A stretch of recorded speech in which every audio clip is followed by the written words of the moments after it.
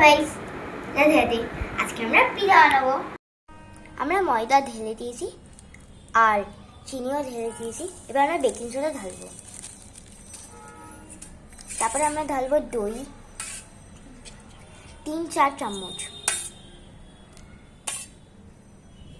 থাক, পুজো দেখাবো। এবার আমরা পিজার বেস বানাবো। আমরা ফুটে করবো। এরকম আমাদের পিজার বেস সেট করা হয়ে গেছে। এবার আমরা এর মধ্যে টমেটো কেচাপ দিচ্ছি। তোমরা পিজা কেচাপও দিতে পারো। ভালো করে আমরা লাগিয়ে নেব। এবার আমরা চিজ দেব। এবার এর মধ্যে আমরা ফিলিং দেব।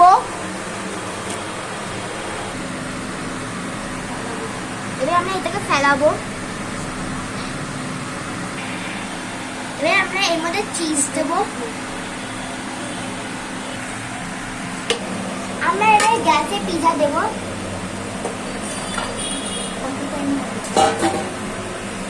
10 মিনিট কুক করব।